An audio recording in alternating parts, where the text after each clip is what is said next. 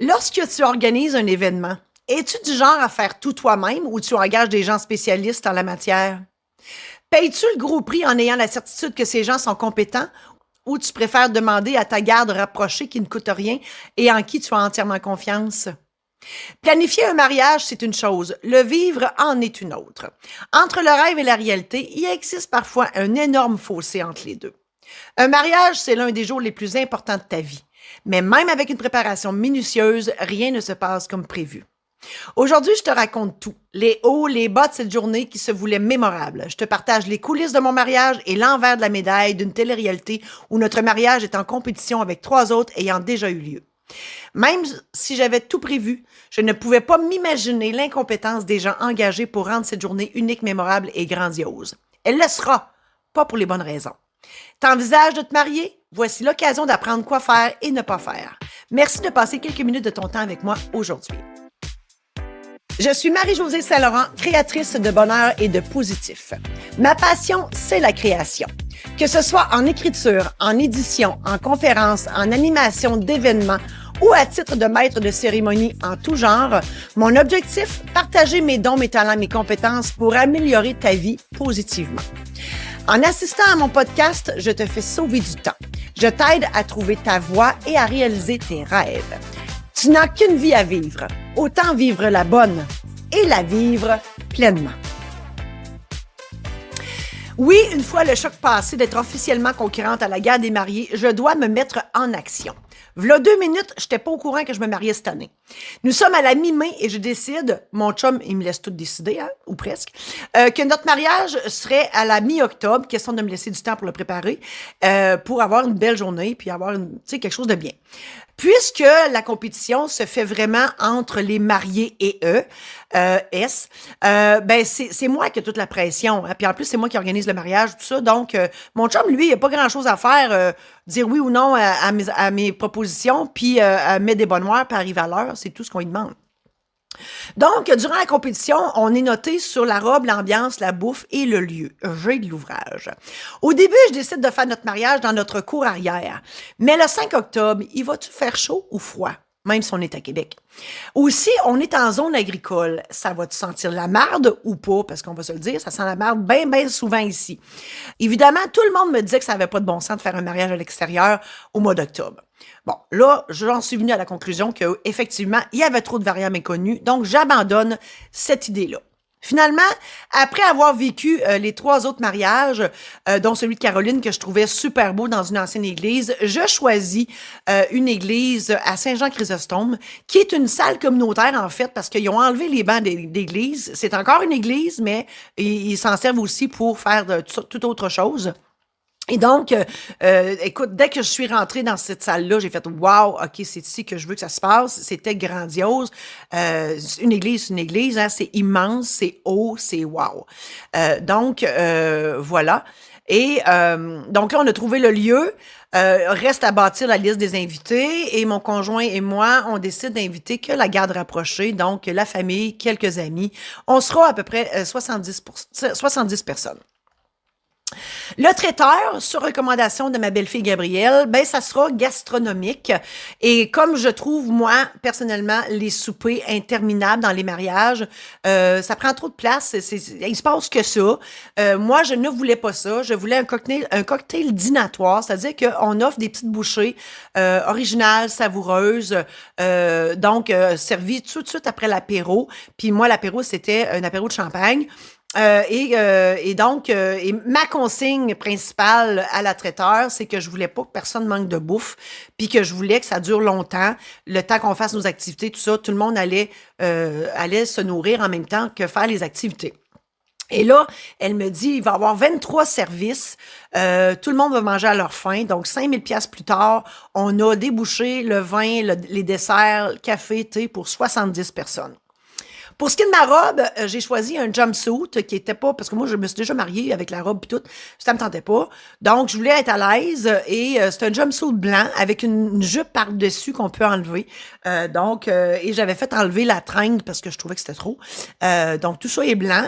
J'ai agrémenté mon outfit en bon québécois de mes lunettes rouges qui va avec mon rouge à lèvres et mes ongles et un boa en plume vert fluo qui match avec mes bottes de la même couleur. Donc, c'est un look flyé parce que le thème, c'est les années 80-90, c'est toupette crêpée, couleur fluo, c'est tout ça. Mon chum, lui, est un peu plus sobre. Lui, son habit est marin, est bleu marin. Et son premier avis, j'aurais dû filmer quand on était allé acheter son habit, c'était trop drôle. Et donc, sa cravate et son petit foulard, là, c'était jaune serein et ses bas aux couleurs de Superman, bien sûr. Donc, le thème, je l'ai dit, les années 80-90. Et moi, je voulais vraiment que ça soit un gros party, plus qu'un mariage. C'est une ambiance festive, une occasion d'avoir du plaisir. Et by the way, on se marie là-dedans. Bon, moi, c'était ça. L'idée de l'ambiance, c'était ça que je voulais. Il y avait, bon, pour la déco, j'avais décidé, bon, les années 80-90, j'avais décidé de mettre des ballons partout. Ça faisait de la couleur, puis ça enlevait aussi un petit peu l'ambiance d'église. Je l'ai déjà dit, j'ai pas le souci du détail. Moi, je l'ai pas, ce morceau-là. Donc, j'avais prévu que la décoration, en fait, ça serait la vaisselle. Ben, la vaisselle, faut le dire vite, c'était tout en plastique, en carton. Mais je voulais de la couleur. Fait que j'ai acheté tous des couverts en couleur, les verres, les ustensiles et les assiettes. C'est ce qui faisait la déco sur les tables avec un petit bidule des années 80. 90 qui faisait de la lumière au centre. Moi, je trouvais ça bien beau. Hein? Et donc, pour l'ambiance, j'avais mandaté une compagnie spécialisée en animation d'événements. Donc, c'est eux qui avaient ce thème-là, les années 80-90, à me proposer. Et dans le package, bon, c'est sûr qu'on avait l'animateur DJ. On avait 4 acteurs qui étaient censés nous faire des activités, des jeux, tout ça, déguisés en années 80-90, avec un plancher de danse lumineux, un endroit où il y avait des jeux vidéo des années 80-90, donc une espèce de salon tout décoré, avec un endroit aussi où une maquilleuse faisait des dessins corporels, temporaires, on s'entend. Et donc, c'était ça que j'offrais à nos invités. Et là, dans la préparation, je m'entretiens plusieurs fois avec Marc, l'animateur responsable de notre mariage, et il savait très bien que notre mariage serait filmé, qu'on faisait partie d'une télé-réalité qui s'appelle La Guerre des mariés, et que l'animation devait être de qualité, très important. Et le mot d'ordre, c'était que je voulais qu'il n'y ait aucun temps mort dans l'animation, qu'il y ait toujours quelque chose qui se passe, d'où le cocktail dînatoire. Donc, on faisait tout ça en même temps. Il avait tout bien compris ça. Et notre célébrant, c'était un ami de la famille qui est presque un frère pour mon chum. Et lui, il n'a jamais fait ça de sa vie, mais je lui avais dit, inquiète-toi pas, je vais tout faire. Je vais tout préparer, je fais ça dans la vie. Je vais t'envoyer le texte à lire. Puis tout va très bien aller. Et effectivement, tout a très bien été. Au final, on est juste 50 invités. Plusieurs ont décommandé parce que c'était pas facile pour eux de se déplacer jusqu'à Québec. Donc, on comprend ça, puis c'est pas grave. Puis bref, on est 50, ça fera plus de bouffe pour tout le monde, puis on aura plus de place pour danser. Et ça fera plus de bonbons aussi parce qu'il y avait un photo booth et un bar à bonbons.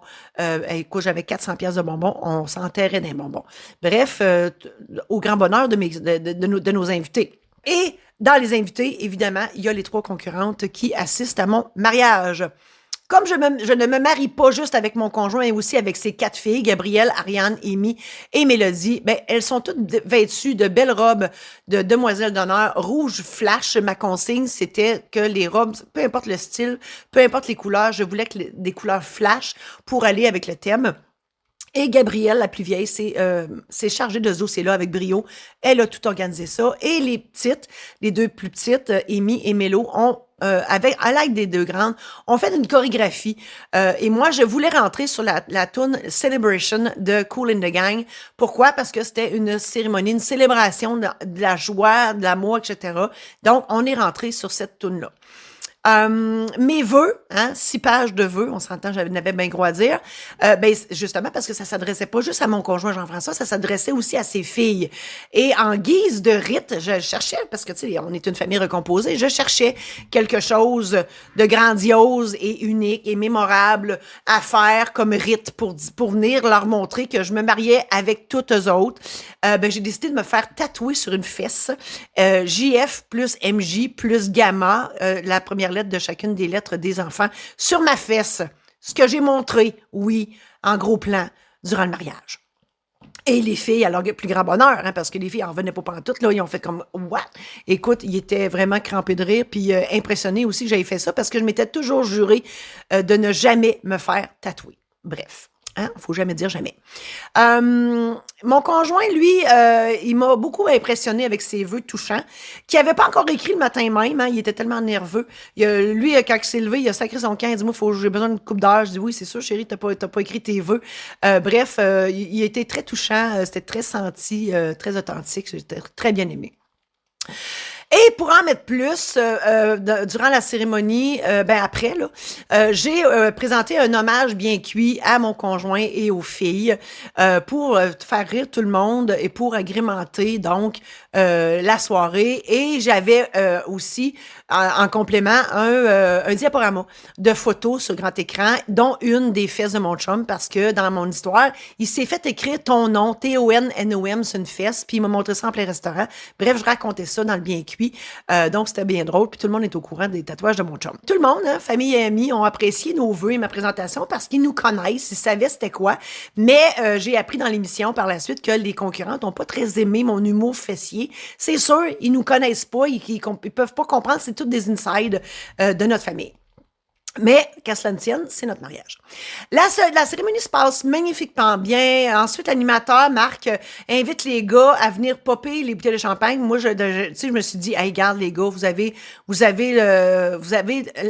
amplement d'espace en hauteur pour faire popper les bouteilles de champagne. Tu sais, quand on est dans une maison privée, on se retient. Ben là, j'étais comme, lâchez-vous lousse. Donc, tous les gars, on avait chacun une bouteille de champagne qui ont fait popper. Tout le monde était heureux. On a servi le champagne.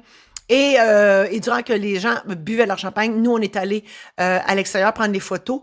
Et entre-temps, ben, ils ont tout organisé les tables pour qu'on puisse manger. Et à notre retour, vers 17h, parce que le mariage, il était à 4h, donc tant qu'on fait ça, tout ça, les bouchées ont commencé à être servis après l'apéro. Et donc, les premières bouchées ont été servies très rapidement. C'est par la suite, ça s'est gâté. Ça prenait une éternité avant d'en sortir d'autres parce qu'ils faisaient à mesure, ce que je ne savais pas. Et les serveurs, ben ils voulaient bien, là, mais les serveurs, ils attendaient que les bouchées soient prêtes pour être servies. Donc, écoute, ça a pris une éternité avant que le monde ait mangé. Et il y avait le temps de digérer les premières bouchées avant d'en avoir d'autres. Puis on en a manqué. Hein? On en a manqué. Donc, vu que ça prenait une éternité, puis de toute façon, c'était le but, on a fait un autre jeu. On exclut la personne qui parle, c'est Marc qui animait ça. Donc, le jeu, c'était que moi et Jean-François, on était assis sur le plancher de danse et le DJ faisait jouer une toune et celui ou celle qui la devinait venait s'asseoir. Si c'était un gars, c'est sur Jean-François. Si c'était une fille, c'était sur moi. Et il devait dire le nom de la toune. Donc ça a fait patienter les gens et c'était bien drôle. Puis ça a duré au moins une demi-heure certain. Et c'était bien comique. Par la suite, ben là, il y a la musique qui joue, les gens dansent, les gens vont au photobooth, vont se faire maquiller, bouffent des bonbons, etc. Tout ça va bien, sauf que la musique, elle est médiocre. La seule bonne musique qui a joué durant notre mariage, c'était durant le fameux jeu qu'on a fait. Après ça, la musique était plate. Mais moi, le problème, c'est que dans notre famille, tout le monde est cuisinier, d'où le traiteur gastronomique, et tout le monde est DJ et animateur. Fait que tout le monde faisait des listes de tunes qu'il donnait au DJ, mais le DJ n'a jamais fait jouer les bonnes tunes des années 80-90. C'était pathétique. Moi, je ne savais plus quoi faire pour que ça tourne bien, mais bon. Mais tout le monde danse pareil, au moins. Et à plusieurs reprises, je vais voir l'animateur Marc, puis je dis Marc, ça marche pas. Puis tu sais, je trouvais qu'il y avait plus d'activité qui se faisait, il y avait plus rien qui se faisait. Il y avait des gros temps morts. J'étais comme qu'est-ce qu'on va faire? Là, finalement, on avait prévu un autre jeu. puis là, finalement, on l'a fait. Le jeu consistait à poser des questions crunchy. Puis là, on avait mis les 4 couples. Donc, moi et Jean-François, son frère Dominique avec sa femme, Nicolas, son autre frère avec sa femme, et notre célébrant avec sa femme. Donc, on était dos à dos, assis sur le tapis, pas le tapis, mais le plancher de danse. Et on posait une question crunchy. Puis là, on levait chacun un soulier, savoir si c'était la femme qui faisait telle affaire, si c'était le soulier de la femme, sinon c'était le soulier du gars, on comprend? Donc ça a animé une partie de la soirée et c'est tout. Donc, il n'y a pas eu rien d'autre. À mon grand désespoir, je ne savais pas ce qui se passait. J'étais tellement déçue de notre mariage. C'était pas disable. À 22h, ben, la moitié du monde avait quitté. Puis à 23h, tout le monde a quitté. Donc, il nous restait juste notre petite gang. Fait que moi, j'ai commencé à ramasser la salle. Puis de toute façon, il fallait la ramasser la veille parce qu'à 10h le lendemain matin, il y avait une messe. Donc, il fallait avoir vidé l'église de toute manière. Fait que, écoute, faire une histoire courte, à minuit, on était assis à manger des toasts au beurre de pinot chez nous, avec José et Jacques, mon ami d'enfance, qui était venu d'Amos pour venir à mon mariage, puis coucher chez nous. Puis on a fait notre debriefing aussi en mangeant les restants de dessert qu'on avait rapportés. Et là, j'apprends des affaires. Mais comprends-tu que j'apprends des affaires trop tard? J'apprends que les concurrentes, ils ont levé le nez sur plusieurs services parce qu'ils n'aimaient pas ça. Fait que c'est sûr que si tu passes ton tour sur des bouchées, c'est sûr que tu manges pas à ta faim. Ensuite, puis ils ont trouvé ça long. Oui, avec raison. Là, ça, il y avait raison. Il y avait beaucoup raison. Et, mais on convient qu'ils ont dansé pas mal. Fait que je me dis, au moins, ils ont dansé, ils ont eu du plaisir. Et par contre, Jacques et José, eux autres, ils ont mangé à leur faim. Eux autres, ils ont tous pris les bouchées. Ils trouvaient ça excellent. Ils ont mangé à leur faim. Mais il y en a d'autres que non. Il y en a d'autres qui ont quitté pour puis aller s'acheter une poutine. Puis tu sais, je me disais, ben voyons donc, j'ai payé pour un lunch de 70 personnes, puis on était 50. Qu'est-ce qui s'est passé? Je comprends pas. Tu sais? Après ça, j'apprends par mon chum que lui, c'est sûr, il est arrivé à l'avance pour accueillir les invités. Et il a surpris une conversation entre l'animateur et la production. Et l'animateur ne voulait pas que sa gang soit filmée. Puis la production ont fait, ben non, on filme parce que c'est une émission de TV. Ben, c'est pour ça qu'ils n'ont pas fait d'activité. Ils voulaient pas que leur truc soit vu à la télé. J'ai pas compris parce que c'était une publicité pour eux autres gratis, mais ils voulaient pas. Alors, c'est là que le chat est sorti du sac. Donc, c'est la raison pour laquelle il s'est rien passé dans mon mariage. Puis pourtant, il était au courant que c'était filmé. Il aurait dû me le dire en premier. Il aurait dû me le dire au début, puis j'aurais changé d'animateur, j'aurais changé de compagnie. Tout simplement. Fait que tu comprends-tu que je fulmine en bâtard? Et en plus, les 4 acteurs qui étaient là avec eux, ils n'ont rien fait sauf cruiser tout ce qui bouge, puis se bourrer à la face, puis boire, puis manger des bonbons. Hein? Fait on s'entend-tu que la madame était pas contente? Oui, je suis de nature à faire confiance jusqu'à preuve du contraire, mais c'est-tu un défaut? Moi, je pense pas. Hein? Quand tu engages des gens de renom ou sur référence de gens que tu connais, ben pour leur goût, leur rigueur, ben tu dis, coudonc, ça doit être du monde compétent, là, mais pas tout le temps. Non, ça me dérange pas, moi, de payer cher pour avoir ce que je veux. Mais quand je paye cher puis j'ai pas ce que je veux, puis je sais pas pourquoi j'ai payé, là, ça me rend folle.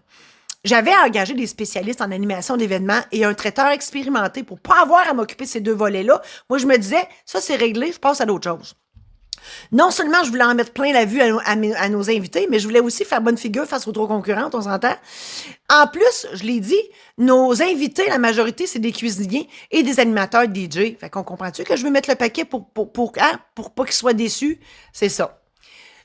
Moi, je ne sais pas si tu le sais, mais je suis de nature très organisée, pour pas dire folle, alliée. Ça, c'est mon chum qui dirait ça.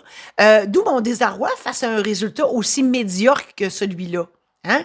La compétition, à quelque part, je m'en foutais, là. Moi, je voulais que ma famille, mes amis, soient heureux, là. Eux autres, je m'en foutais pas, là. Tu sais, c'est ça. Mon but ultime, là, ben, c'était de me marier, de passer à la TV, mais surtout d'avoir un événement grandiose pour tout le monde. Le seul point positif dans la patente, ben, c'est qu'on est mariés. Bref, tout ça pour dire que je vais engager des professionnels pour avoir un service mémorable, grandiose et unique. Avoir quelque chose de bien, parce que je me dis, j'engage des gens qui ont les compétences que j'ai pas. Rien se passe comme prévu, ils livrent pas la marchandise pour laquelle je vais payer, mais j'ai pas de contrôle sur eux autres, qu'est-ce que tu veux. Je dois me rendre à l'évidence, je perds aussi assurément la compétition, qu'est-ce que tu veux. Moi, mon seul souci, je l'ai dit, c'était d'offrir à nos invités de la bonne bouffe, une bonne animation, des activités, tu sais, que ça soit le fun. Et oui, gagner la compétition en bout de ligne. Mais je me rends compte que c'est pas parce que tu payes cher que tu en as pour ton argent, que tu reçois de la qualité. Non, en tout cas pas dans mon cas. Et avec tout ça, je me dis, mais Colin, j'aurais dû demander à ma gang, hein, c'est tous des cuisiniers et des animateurs, ils auraient fait le travail, ils m'auraient pas coûté 15 000 $, puis on aurait très bien mangé, puis on se serait très bien amusé, puis c'est ça. Mais c'est pas ça qui s'est passé. Et là, bien évidemment, j'ai fait une plainte à la compagnie d'animation et ils m'ont donné 1 000 $ de remboursement seulement. Moi, j'aurais voulu être remboursé au moins à moitié, mais ils ont pas voulu. Face à ta déception du flop de ton événement, tu as 2 options. La première, tu t'en veux d'avoir engagé des gens supposément compétents. Tu regrettes amèrement tes choix, tu brailles ta vie. Tu poursuis les gens qui t'ont floué. Tu développes de la rancœur, de la haine et autres émotions négatives à leur endroit. Tu leur fais de la fausse publicité, tu n'apprécies pas les bons moments de ton événement, étant trop submergé par le négatif de celui-ci. Ou, deuxième option, tu choisis d'avaler ta pilule car tu ne peux rien changer. Tu vois les côtés positifs malgré tout ce qui a mal tourné. Tu focuses sur les bons coups plutôt que sur les mauvais. Tu n'engageras plus jamais ces gens-là, point. Tu remets tout ça dans les mains de la justice divine sans toutefois souhaiter rien à personne. Donc, tu comprends que j'ai choisi la deuxième option. Tu veux d'autres anecdotes de mariage véritables? Procure-toi le guide humoristique pour un mariage parfait intitulé « Oui, je le veux ». Tu n'as qu'à choisir l'onglet « Livres » au marie-josée-saint-laurent.com/boutique. On reprend ça la semaine prochaine où je te raconte la finale de cette belle aventure de la guerre des mariés.